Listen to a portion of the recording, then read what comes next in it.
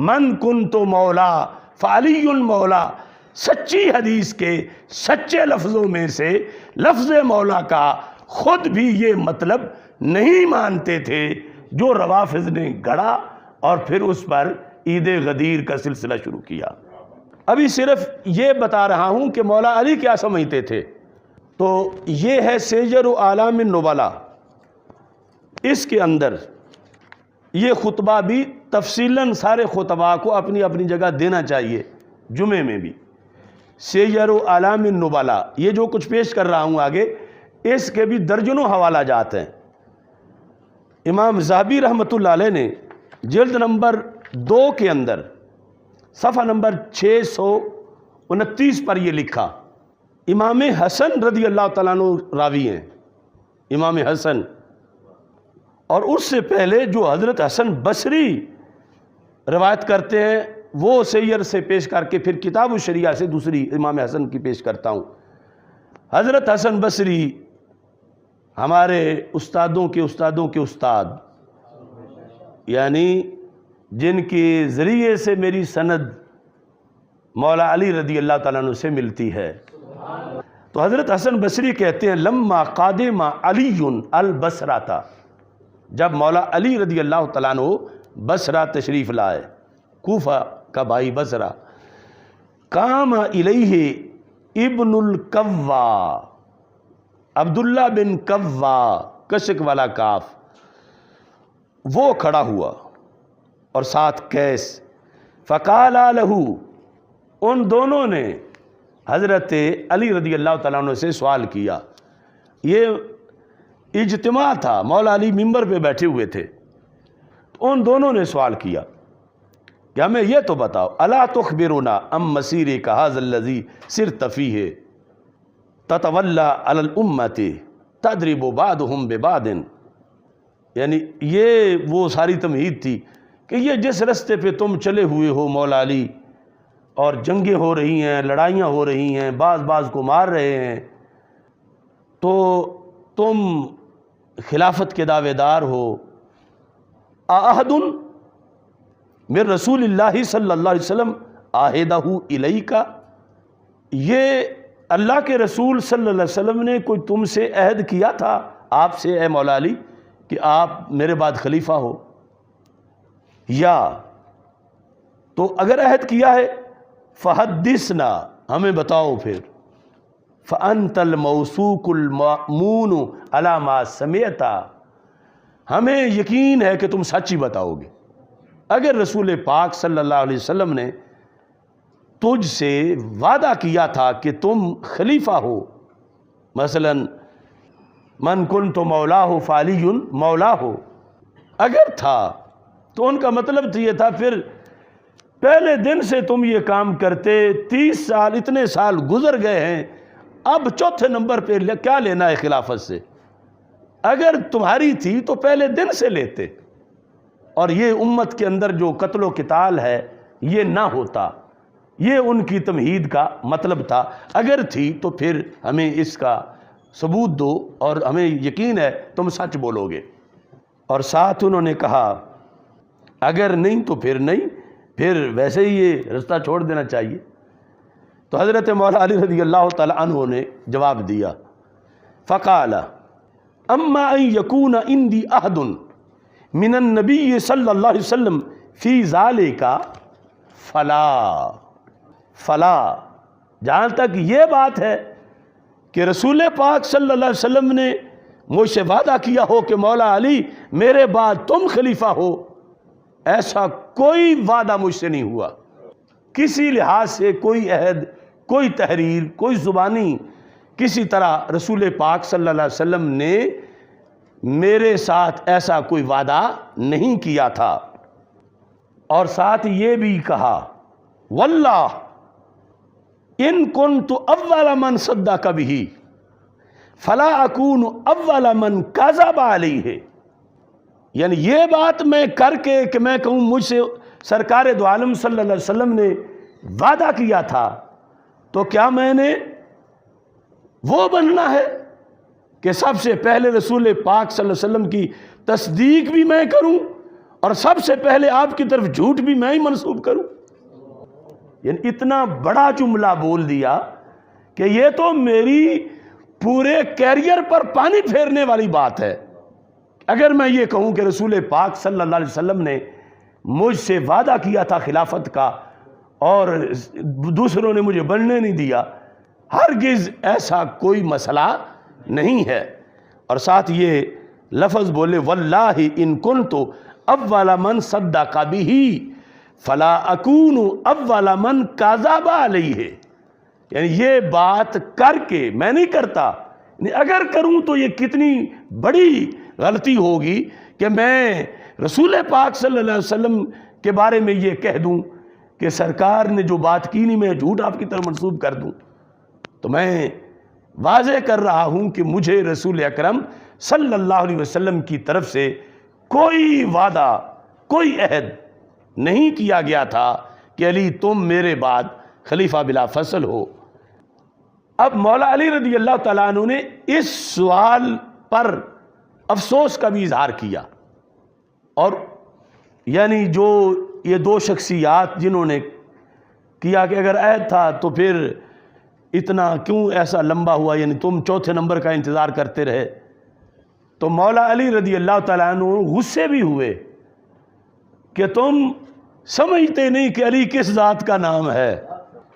وَلَوْ كَانَ عِنْدِي مِنَ النَّبِيِّ صلی اللہ علیہ وسلم عَهْدٌ فِي ذَلِكَ، اگر میرے پاس کوئی عہد ہوتا تو پھر کہتے ہیں ما ترکت اخا بنی تیم بن مرہ و عمر بن الخطاب علی منبر رسول اللہ صلی اللہ علیہ وسلم، ما ترکتو میں نہ چھوڑتا۔ آگے ادب کے پیش نظر حضرت صدیق اکبر رضی اللہ تعالیٰ عنہ کا نام نہیں لیا، کنائے سے ذکر کیا۔ کنایہ کس طرح کیا؟ بنی اخا بنی تیم، بنی تیم والے کو، بنی تیم والے کون؟ حضرت صدیق اکبر رضی اللہ تعالیٰ عنہ، کہ بنی تیم والے کو میں نہ چھوڑتا۔ کہاں نہ چھوڑتا؟ ان کو وہ عمر بن الخطاب یقومان علی منبرہ، کہ میرے زندہ ہوتے ہوئے وہ منبر نبوی پہ کھڑے ہو جاتے، میں نہ چھوڑتا۔ یعنی تم سمجھتے ہی نہیں کہ علی کون ہے۔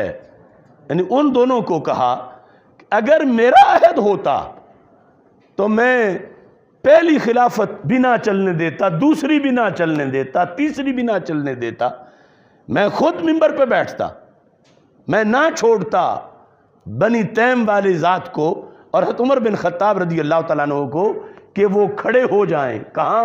علی منبرہ ہی، رسول پاک صلی اللہ علیہ وسلم کے منبر پر۔ وَلَا قَاتَلْتُهُمَا، میں ان سے جھگڑا کرتا، حق میرا ہوتا تو مجھے جھگڑے کا حق تھا۔ لَقَاتَلْتُهُمَا بِيَدِي، میں اپنے ہاتھ سے ان کو نیچے اتارتا۔ لَقَاتَلْتُهُمَا بِيَدِي وَلَوْ لَمْ أَجِدْ إِلَّا بُرْدِي هَذَا، اگر علی کو کوئی ڈنڈا سوٹا نہ بھی ملتا، اپنی چادر کو کہا میں یہ چادر انہیں ڈال کے نیچے کھینچ لیتا۔ یہ لفظ بولے کہ اگر میرا حق ہوتا، جس طرح یہ سارا روافظ کا بیانیہ ہے، اس پر آج غصہ ہے مولا علی کو، یہ جو عید غدیر والے، کہ یہ علی کو معاذ اللہ یوں سمجھتے ہیں کہ حق علی کا ہو اور علی کو کوئی منبر پہ بیٹھنے نہ دے۔ تو مولا علی نے کہا میں تو اگر کوئی اسلحہ بھی نہ ہوتا، میں اپنا ہاتھ استعمال کرتا، میں اپنی چادر استعمال کرتا، اور میں ان سے منبر خالی کرواتا اور میں خود منبر پہ بیٹھتا۔ یہ سب کچھ جب آپ چوتھے خلیفہ تھے، اس دوران بصرے میں تقریر میں جواب دے رہے تھے، کہ جب کہنے والے کہہ رہے تھے کہ پہلے دن ہی سنبھال لینی تھی، اب چوتھی میں آ کے اتنی دیر بعد ایسا کیوں کیا؟ تو آپ نے یہ جواب دیا۔ اب آگے ایک ایک لفظ بڑا قابل غور ہے۔ آپ نے فرمایا ولیکن رسول اللہ صلی اللہ علیہ وسلم لم یقتل قتلا، اللہ کے رسول صلی اللہ علیہ وسلم شہید نہیں ہوئے، یعنی ظاہری طور پر کہ ایسا ہوا ہو کہ اچانک سرکار شہید ہو گئے ہیں اور موقع ہی نہیں ملا کہ کوئی سرکار ہدایات دیتے یا کوئی نمازوں میں کسی کو اپنی جگہ کھڑا کرتے، اچانک دنیا سے چلے گئے، کہا ایسا نہیں ہوا۔ ولم یمت فجاتن، نہ سرکار صلی اللہ علیہ وسلم معاذ اللہ قتل ہوئے ہیں اور نہ ایمرجنسی آنن فانن دنیا سے چلے گئے ہیں، ایسا بھی نہیں ہوا، اچانک نہیں گئے۔ ماکاسا فی مرضہ ایاما، یعنی سرکار کے مرض میں بھی کتنی حکمتیں تھیں کہ مولا علی رضی اللہ تعالیٰ عنہ کہنے لگے رسول پاک صلی اللہ علیہ وسلم اپنے مرض میں کئی دن رہے، ولیالی، اور کئی راتیں، اور ہر نماز کے وقت فیصلے کی نوبت ہوتی تھی، ہر نماز پر 17 نمازیں۔ یأتیہ المؤذن، مؤذن آتا تھا، فیؤذنہ بالصلاۃ، کہتا تھا یا رسول اللہ صلی اللہ علیہ وسلم سارے انتظار کر رہے ہیں، نماز کا ٹائم ہو گیا ہے، آپ تشریف لاؤ، جماعت کراؤ۔ یعنی کہ ایک بار فیصلہ ہو گیا تو پھر کسی نے پوچھا ہی نہیں۔ پہلی بار جب مصلی پہ کھڑا کیا حضرت صدیق اکبر رضی اللہ تعالیٰ عنہ کو، تو دوسرے ٹائم پھر پوچھنے والوں نے، یعنی شوق تھا کہ سرکار آپ تشریف لے آئیں تو کتنا اچھا ہے، چلو دوسرے میں تیسرے ٹائم میں آ جائیں۔ تو مولا علی کہتے ہیں ہر نماز پر جا کر رسول اکرم صلی اللہ علیہ وسلم سے درخواست کی گئی کہ اب نماز جماعت کا ٹائم ہو گیا ہے، فَيَأْمُرُ أَبَا بَكْرٍ فَيُصَلِّي بِالنَّاسِ، کہا ہر بار ہی اللہ کے رسول علیہ السلام نے ابو بکر صدیق کا نام لیا، ہر نماز پر جب بلایا گیا۔ پھر وَهُوَ يَرَى مَكَانِي، بعد والے چلو ابن کوا کو چھوڑو، اور عام جو کھٹمل تھے، آپ نے کہا اتنا تجھے میرا پتہ نہیں جتنا میرے نبی کو میری شان کا پتہ ہے۔ اب دیکھو فرمایا وَهُوَ يَرَى مَكَانِي، حالانکہ سرکار کو پتہ تھا کہ میں علی ہوں، سرکار کو میرے مقام و مرتبہ کا پتہ تھا، تو اگر میں مقدم تھا حضرت صدیق اکبر رضی اللہ تعالیٰ عنہ پر، آج سوال کرنے والوں بصرہ میں اگر میری باری تھی، نمبر میرا تھا، تو سرکار دو عالم صلی اللہ علیہ وسلم کو پتہ تھا میری صلاحیتوں کا، لیکن ان نمازوں کے وقت کسی ایک نماز پر بھی سرکار دو عالم صلی اللہ علیہ وسلم نے میرا نام نہیں لیا۔ اور دوسری جگہ یہ جو ہاں حدیث ہے وہاں یہ بھی فرمایا لستو مریضا ولا غائبا، فرمایا میں بیمار بھی نہیں تھا، میں غیر حاضر بھی نہیں تھا، یعنی تب تم مہلت گنجائش میری نکالتے کہ پہلا نمبر تو مولا علی رضی اللہ تعالیٰ عنہ کا تھا، لیکن چونکہ وہ بیمار تھے تو ہنگامی طور پر میرٹ کے بغیر صدیق اکبر رضی اللہ تعالیٰ عنہ کو کھڑا کر دیا۔ تو مولا علی نے کہا یہ بات بھی نہیں، میں بیمار نہیں تھا، میں صحت مند تھا، اور یہ کہ میں پاس نہیں تھا، کسی دوسرے شہر میں تھا، تو پھر ایسا ہوا۔ تو کہا اس طرح بھی نہیں ہے کہ میں تو حجرہ عائشہ صدیقہ میں تھا، صدیق اکبر اپنے گھر تھے، جنہیں بلا کے رسول پاک صلی اللہ علیہ وسلم نے اپنے مصلی پہ کھڑا کیا۔ وَلَقَدْ أَرَادَتْ إِمْرَأَةٌ مِّن نِّسَائِهِ أَن تَصْرِفَهُ عَنْ أَبِي بَكْرٍ، کہ یہ تو کوشش بھی ہوئی تھی وہاں پہ کہ رسول پاک صلی اللہ علیہ وسلم کی ایک زوجہ محترمہ نے یہ ارادہ بھی کیا کہ کیا ان تصرفہ عن ابی بکر، کہ وہ حضرت ابو بکر صدیق رضی اللہ تعالی عنہ سے امامت پھیر دیں، کوئی اور کرے، مراد عائشہ صدیقہ رضی اللہ تعالی عنہ ہیں۔ مولا علی کہتے ہیں یہ ہوا، یعنی یہ ساری دلیلیں اس بات کی دینا چاہتے ہیں کہ سوائے صدیق اکبر رضی اللہ تعالی عنہ کے کوئی اور تھا ہی نہیں کہ جس کو پہلے نمبر پہ مصلی دیا جاتا۔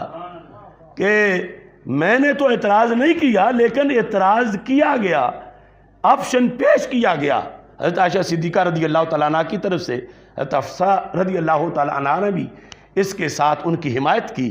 تو آگے کیا جواب ملا؟ کہتے ہیں فَأَبَا، رسول پاک صلی اللہ علیہ وسلم نے انکار کیا، اور انکار ہی نہیں کیا، غاضب غصے میں آ گئے. وَقَالَ أَنْتُنَّ صَوَاحِبُ یوسف، ازواج مطہرات کو جھڑکی دے کے کہا تم یوسف علیہ السلام کے پاس بیٹھی ہوئی عورتوں کی طرح ضد کر رہی ہو. یَأْبَى اللَّهُ وَالْمُؤْمِنُونَ، ابو بکر کو مسلح میں نے نہیں، رب نے دے دیا ہے. یعنی یہ حوالہ بھی مولا علی رضی اللہ تعالیٰ عنہ نے اس پریس کانفرنس میں بصرے میں دیا اپنے ان ایام خلافت کے اندر. اور ساتھ آپ نے یہ فرمایا، سرکار نے فرمایا انتن صواحب یوسف، عورتیں تم اس طرح ہی ہوتی ہو جس طرح یوسف علیہ السلام کے پاس بیٹھی ہوئی جھگڑا کر رہی تھی. یعنی صرف ضد میں تشبیہ ہے، باقی کسی مسئلے میں تشبیہ نہیں ہے کہ تم اپنی بات منوانا چاہتی ہو. مرو ابا بکر یصلی بالناس، جاؤ تم ابو بکر صدیق رضی اللہ تعالیٰ عنہ کو میری طرف سے حکم دو کہ وہ جماعت کرائیں. یہ سارا بیان ہے مولا علی رضی اللہ تعالیٰ عنہ کا، جس کو سند کے ساتھ ایک جگہ نہیں درجنوں کتابوں کے اندر ذکر کیا گیا ہے. اب یہاں ختم بات نہیں ہوئی، تو آپ نے فرمایا فلما قبض اللہ نبیہ، جب ہمارے آقا صلی اللہ علیہ وسلم اللہ کے پاس چلے گئے، نظرنا فی امورنا، ہم نے اپنے احوال میں غور و فکر کیا کہ کون ہوگا امیر المومنین. فاخترنا لدنیانا ما رضی اللہ رضیہ نبی اللہ لدیننا. ہم نے پھر غور و خوض کیا کہ کس کو بنائیں امیر، تو ہمیں پھر اس نماز والے مسئلے سے ہی رہنمائی مل گئی کہ اللہ کے رسول صلی اللہ علیہ وسلم نے جنہیں ہمارے دین کا رہبر بنایا ہے وہی دنیا کے بھی رہبر ہیں. فاخترنا، ہم نے چن لیا. اور اگر فیصلے پہلے ہوئے ہوتے، یہ تو وہ دونوں ابن قوا اور کیس کہہ رہے تھے، اور مولا علی رد میں یہ تقریر کر رہے تھے کہ من کن تو مولا ہو فعلی مولا ہو. اس میں اس چیز کا کوئی ذکر نہیں کہ میری پہلی خلافت ہے. اس کے رد کے اندر آپ نے اتنی یہ تقریر کی، اور ابھی وہ تقریر جاری ہے. کہتے ہیں وَكَانَتِ الصَّلَاةُ أَصْلَ الْإِسْلَامِ، نماز اسلام کی اصل ہے، بنیاد ہے. اس کی ایک علیحدہ دلیلیں ہیں کہ کیسے اصل ہے، کہ دن میں 5 مرتبہ مومن جس وجہ سے ظاہر ہوتا ہے کہ یہ مومن ہے، صحیح مومن کافروں میں گھرا ہوا ہو تو اس کو اس میں بڑی تشویش ہے کہ میری زور قضا ہو رہی ہے، میری عصر قضا ہو رہی ہے، میں عصر پڑھوں، میں مغرب پڑھوں، عشاء پڑھوں، فجر پڑھوں، اور کبھی زکوٰۃ آئے گی، کبھی حج آئے گا، کبھی روزہ آئے گا، اور وہ بھی ادائیگی نظر نہیں آئے گی دن کے وقت کب روزہ رکھا جا رہا ہے. یہ نماز ہے جس کا قیام ہے، رکوع ہے، سجدہ ہے، قبلہ ہے، وقت کی شناخت ہے، کہ یہ ہے اصل اسلام. وہی اعظم الامر، اور یہ دین کا بہت بڑا امر ہے. وقوام الدین، پورا دین اس پہ قائم ہے، نماز پہ. فبایعنا ابا بکر، اللہ کے رسول صلی اللہ علیہ وسلم نے اس نماز میں، پورا دین جس پہ قائم ہے، اس نماز میں جب اللہ کے رسول علیہ السلام نے حضرت صدیق اکبر رضی اللہ تعالیٰ عنہ کو ہمارا امام بنایا تھا، فبایعنا ابا بکر، تو ہم نے ان کے ہاتھ پہ بیعت کر کے دنیا کے امور میں بھی اپنا خلیفہ بنا لیا. وَكَانَ لِذَلِكَ أَهْلًا، شاذ یہ لفظ بھی بولا، فرمایا وہ اس کے اہل بھی تھے. یعنی یہ نہیں کہ میرٹ پر نہیں تھے اور بعض لوگوں کے روب کی وجہ سے انہیں بنا دیا گیا ہو، نہیں. وَكَانَ لِذَلِكَ أَهْلًا، وہ اس کے اہل بھی تھے. وَلَمْ يَخْتَلِفْ عَلَيْهِ مِنَّا اثنان، اور ان کی خلافت پر پوری جماعت صحابہ 1,24,000 سے زائد صحابہ میں سے 2 بھی نہیں تھے جنہوں نے اختلاف کیا ہو. ولم یختلف علیہ منا اثنان ولم یشہد بعضنا علی بعض ولم نقطع منہ البراء.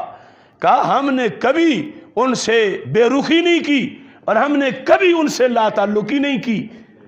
اور ساتھ یہ کہا فَأَدَّيْتُ إِلَىٰ أَبِي بَكْرٍ حَقًّا.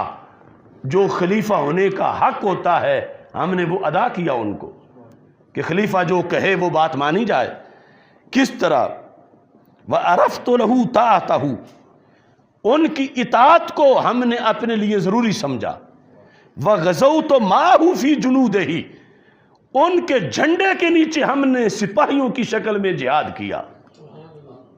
یعنی یہ نہیں کہا کہ اگر ہمیں سالار بناؤ گے تو پھر تو علی جائے گا، ایک عام فوجی کی شکل میں نہیں جائے گا.